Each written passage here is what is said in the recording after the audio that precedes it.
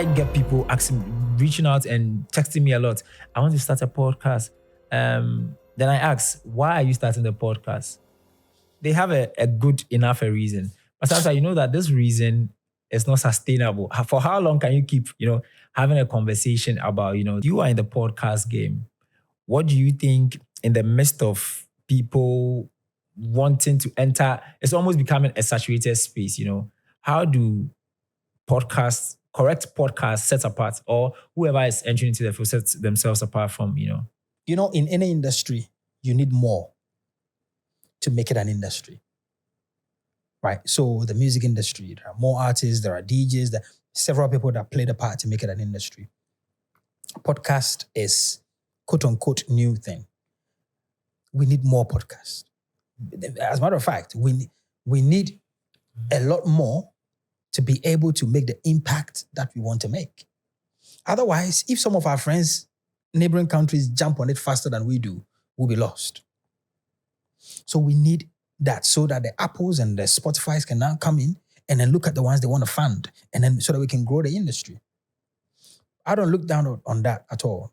But if you're doing quality podcast, you want to stand out, the video, the audio, and then also you must build a personal brand outside of that. The quality of your guest, quality of your questions. They've always said that my questions is not part of any interview style. I just throw it left, right, center because it's what I want to know, my audience want to know, and then we move. So it's never really storytelling as it should be. So pick your own style, and be. If you don't have passion in it, you're going to give up. If it's not something you're really doing for the long term, the time is going to come, you're thinking, Derrick is making a lot of money out of it because now Derrick is building a studio. Boss, my podcast at the moment on a good month on YouTube makes us about $2,000 a month. My expenses alone for that podcast alone is about $2,500 every month. Just the podcast alone. A video cost me $350 to edit, a big video. Because the guy that does my introduction is solid. Right? The cameras I have, the investment I've done. That studio I'm building it out of my own, small pay that I'm getting. So it's not because you've seen Derrick has talking to No Dey Cook. Okay, so now you want to go and do it because you think it's making money. You've just said it here that you're now trying to pitch for, sponsorship.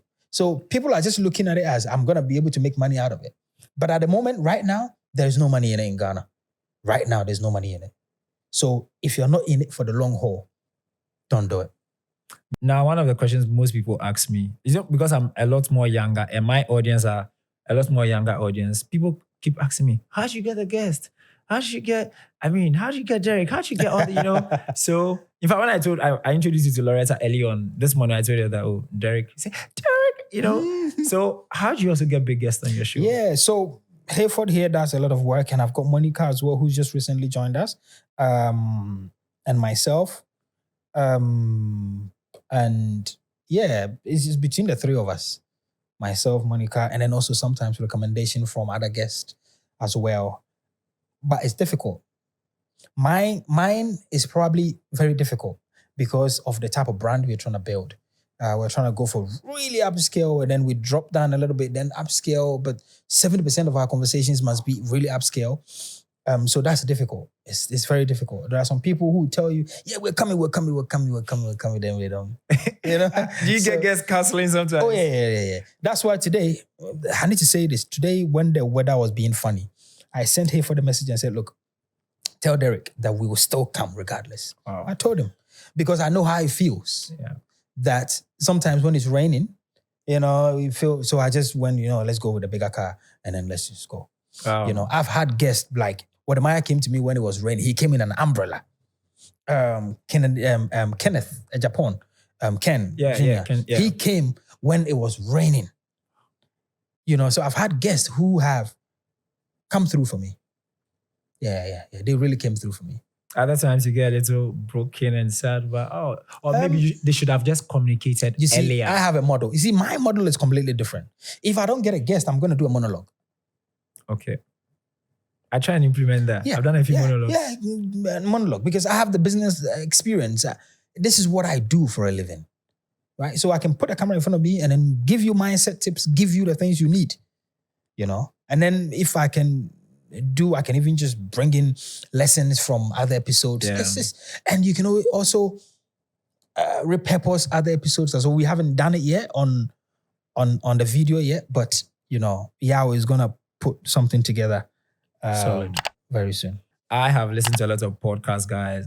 Stephen Bartlett, Joe Rogan. It's like when a guest comes to the show, and even for me, I see the same thing. They tend to now become your friends because you're now sharing similar mindsets and all of that. And so, how do you steward high influential friendship? How do you keep it? Because sometimes you don't know what to do. Do you impose too much? Do you draw back? You still want to keep the network, the friendship. How do you go about that? So, with all due respect, it's with respect, right? And not crossing boundaries. When we approach an important person, who is everybody that's been on our podcast, for a conversation, the first aim is for me to get to know them without getting too close to them. That's very important because you don't understand this person. You don't know their temperament. You don't know whether they want people to be in their business or not.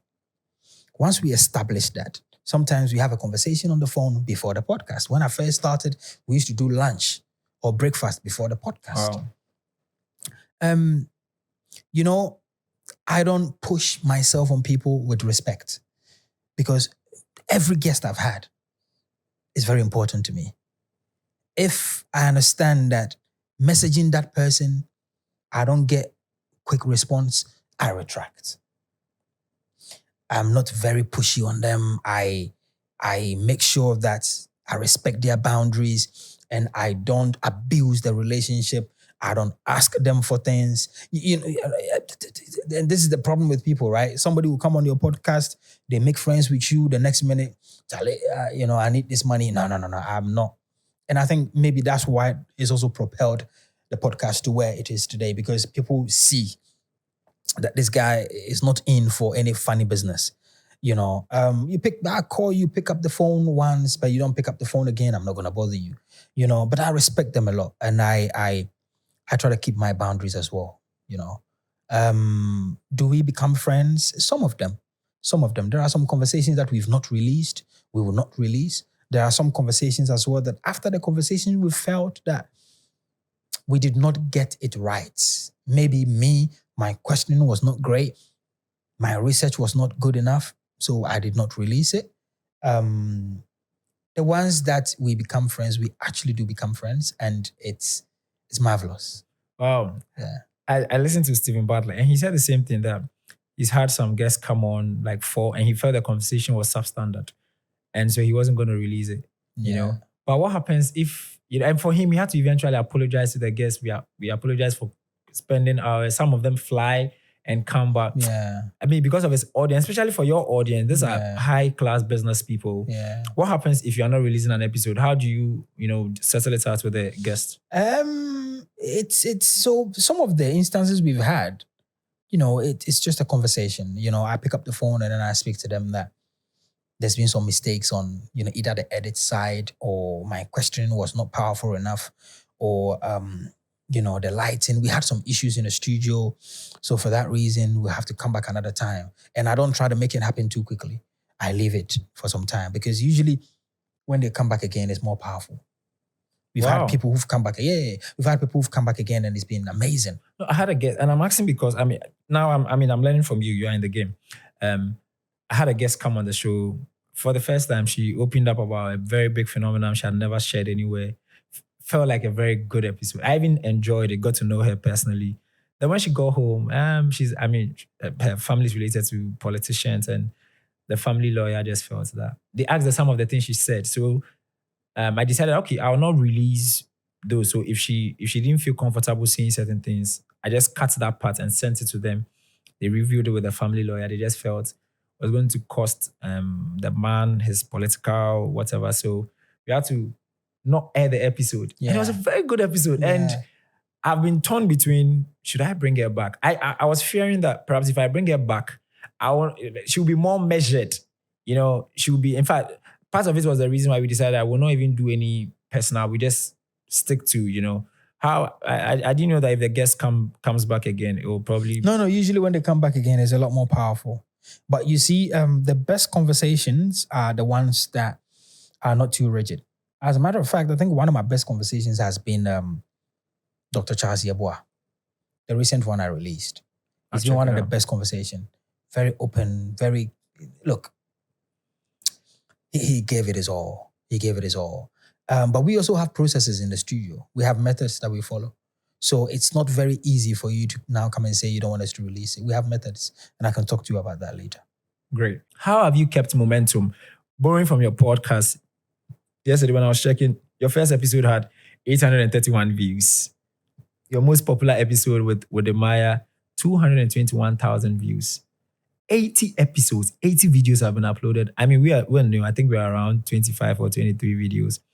And so when I saw 80 videos, I'm like, sheesh, the boy cooks. Like, you're always cooking. Where does that momentum come from? And how do people sustain momentum? Yeah, I think naturally for me,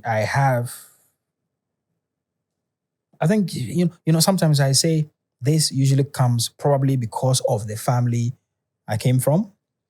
I have a very sort of a non-giving up spirit. And, so that's where the stubbornness is. We're going to do it, regardless of what we face. As long as the Creator gives us life and strength, this path, we're not giving up on it. When I started Connected Minds podcast, it was birthed out of the experience and the things that I have gone through. Very many years ago, when I was at university, I was struggling in my third year to even cross over to fourth year. Because academically at that level, I was not getting the concepts. So this is what happened. While I was struggling, I called my best friend, Edward. This was summertime. And Eddie said, look, there's a book that he can give me to read that book. And I said, you know what, Charlie, I haven't been reading. So the only thing I read is my lecture notes. He says, take this book, it's going to help you. Eddie brought me a book called, in fact, I'll tell you the book in the end. But when he gave me that book, I put my lecture notes aside. I only had 4 weeks to prepare. I took 1 week and I read the entire book. And while I was reading that book, this little boy, Ben, who was struggling in school as well, was able to become one of the first Black doctors to separate conjoined twins at the Johns Hopkins University in the US. Oh. At that moment, something left me and something was replaced. I felt as if I have just gone through a mental epiphany, an awareness that I can be whoever I want to be. Because this guy did it. I had a model that I can follow.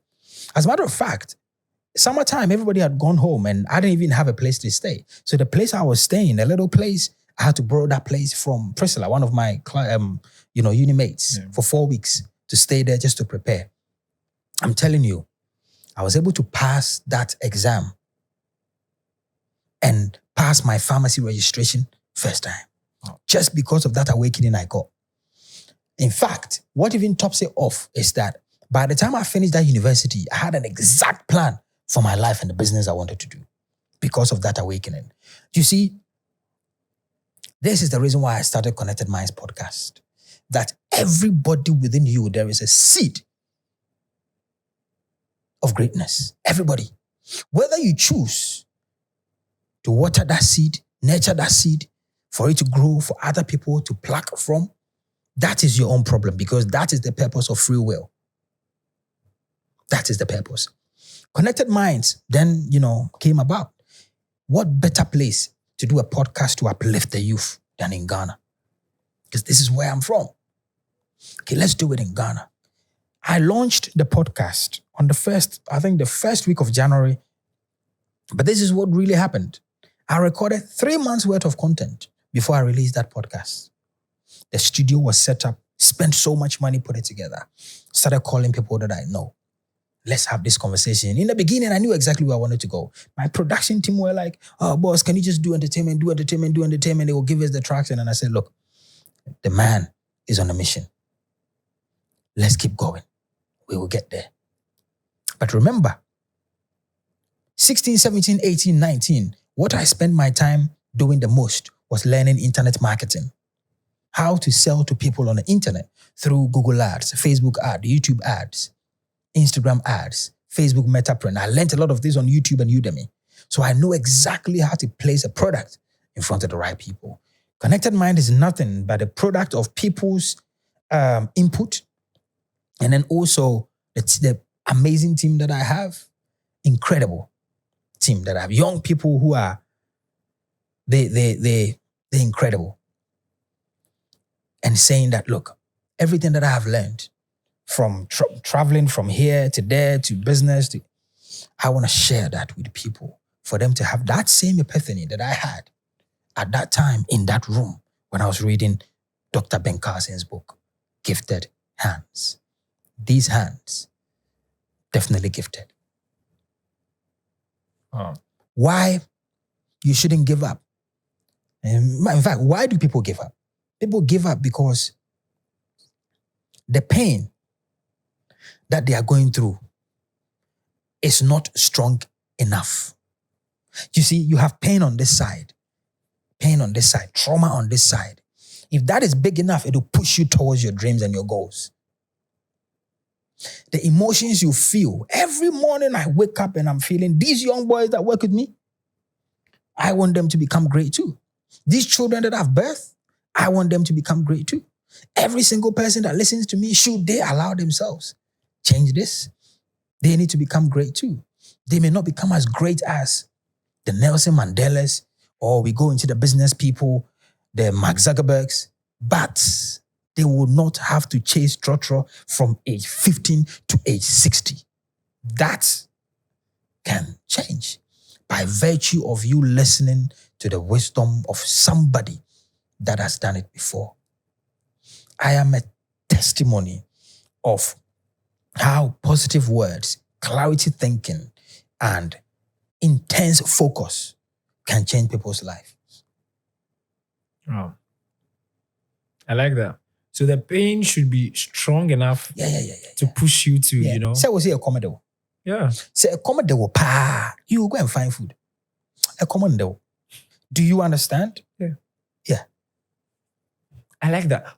Well, somebody makes the point that it reaches a point where, you still have the drive, but sometimes the resources are not there to fund it, you know. And I mean, anybody who has followed our podcast knows that, we share a lot more, like, we are honest stuff, which is the fact that this podcast, for instance, I've been chasing sponsorship from the beginning of this year. Derrick, I've pitched to close to 25 brands. I see. Big brands. And guess what? In every presentation, man, we love your show. In fact, in some of the brands, just when I entered, one of them had showed me that, we already had you in mind. And, you know, so it's almost like a near opportunity. Yeah. And some of them tell you, the calendar year, the fiscal year has already started. We can't disburse money for it. You know, let's see how it goes. And you still want to push because, as we mentioned, Charlie's impact. And in fact, for me, I was telling a friend yesterday that the little pressure I get is I sit on the show and I tell people to stop talking and to cook rice. And so there's this, not pressure, but I myself must also cook rice. Yeah, my podcast is cooking, perhaps. If it's not cooking, I'm not sure Derrick will be on my show, you know. It's cooking. But I've got to cook a lot more than just sitting on an interview. I mentioned I'm a BMW guy, you know. Okay. I want to live in a very luxurious, you know. So there's the drive is there. But sometimes the resources aren't there. And it's not like you are lazy. As I mentioned, I've pitched to brands. Everybody knows that. I'm sure even in this episode, you hear me calling out for sponsors and all of that. Because it gets expensive. It gets crazy.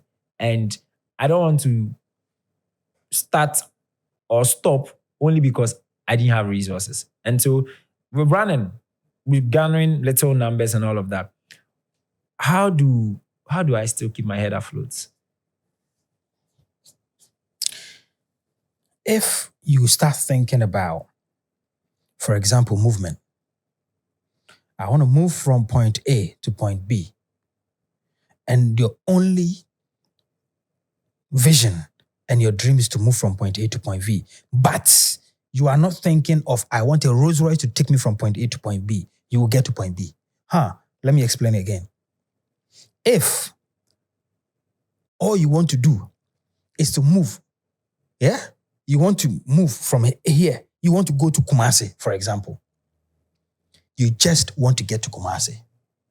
And that's your aim. Is not you want to sit in the Rolls Royce to go to Kumasi. You can get to Kumasi.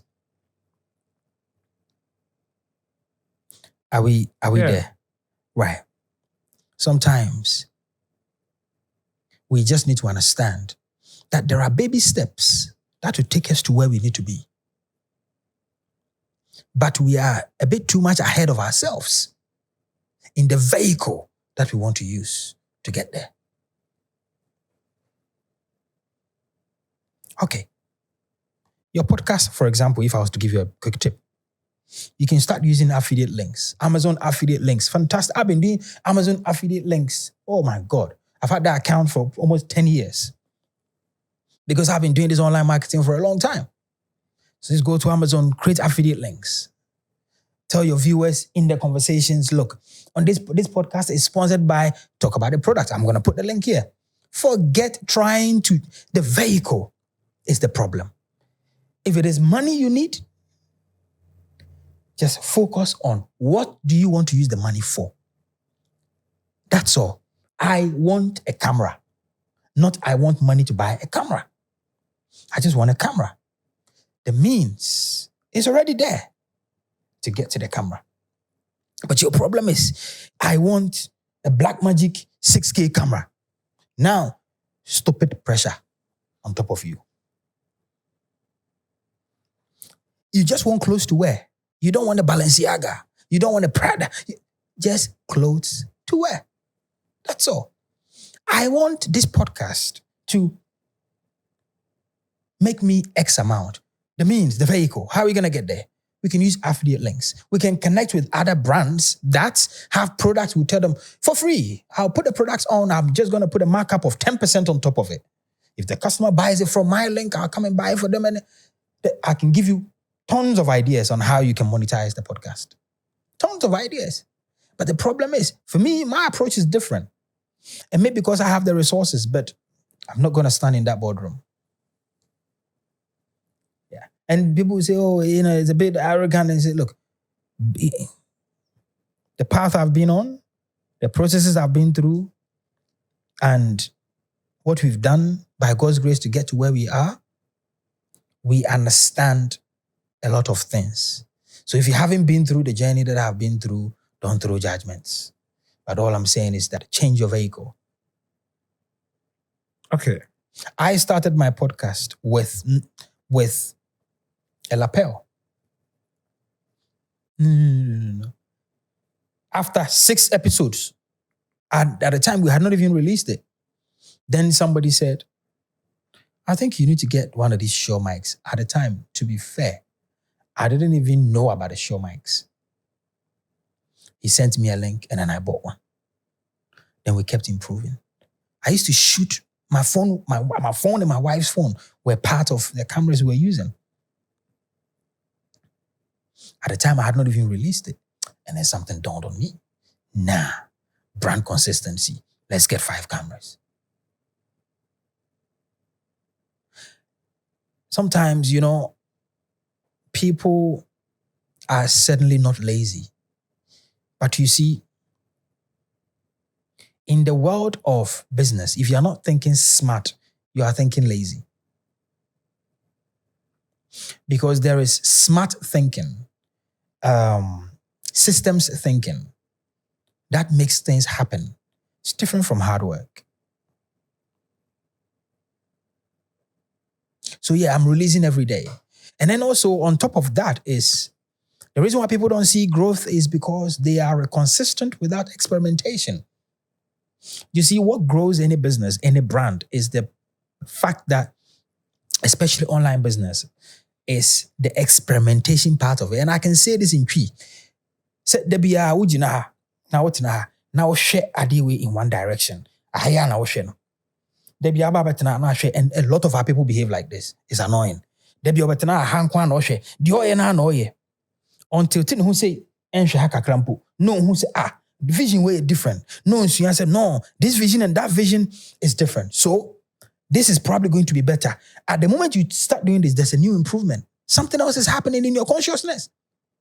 But you call a tiler to tile the same way they tile. You tell them to go and buy something, they buy flowers. You tell them you want one color. No, we don't do it like that.